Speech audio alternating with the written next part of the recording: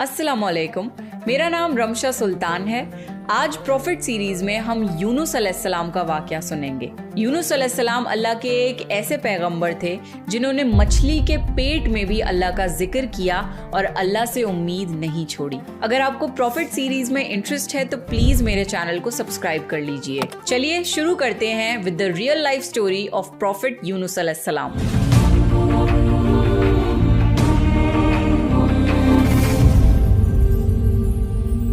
यूनुस अलैहिस्सलाम का वाक़या अल्लाह ने कुरान में बयान किया है।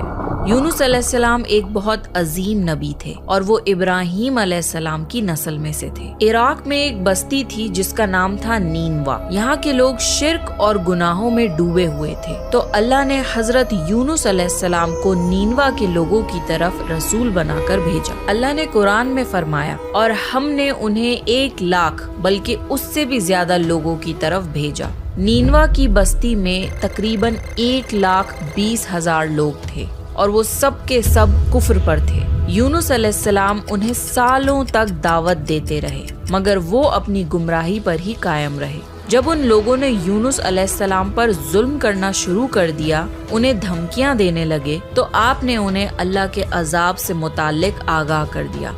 आपने फरमाया, फला दिन तुम पर अजाब नाजिल होगा। इसके बाद गुस्से की हालत में आप बस्ती से निकल गए। हालांकि अल्लाह ने आपको सिर्फ 7 दिन की मोहलत देने की इजाजत दी थी, जिसके बाद उन पर अजाब नाजिल होता, लेकिन यूनुस अलैहिस्सलाम को खुद बस्ती से निकल जाने की इजाजत नहीं दी थी। जब अल्लाह किसी को नबी बनाकर किसी जगह पर मुकर्रर करता है, तो वो नबी उस जगह को नहीं छोड़ सकते जब तक अल्लाह की इजाजत ना हो। यही वजह है कि मोहम्मद सल्लल्लाहु अलैहि वसल्लम ने मक्का तब तक नहीं छोड़ा जब तक अल्लाह की इजाजत नहीं आ गई। अल्लाह की इजाजत के बाद ही उन्होंने मदीना की तरफ हिजरत करी। जब यूनुस अलैहिस्सलाम ने 7 दिन की मोहलत का ऐलान किया, तो आप खुद गुस्से की हालत में बस्ती छोड़कर चले गए। सूरे अंबिया में अल्लाह ताला फरमाता है, मछली वाले को याद करो जब वो गुस्से में चला गया और समझा कि हम उसको पकड़ नहीं सकेंगे। जब यूनुस अलैहिस्सलाम अपनी कौम को छोड़कर चले गए, उसी दौरान अल्लाह ताला की तरफ से अजाब की अलामतें उस बस्ती पर जाहिर होने लगी।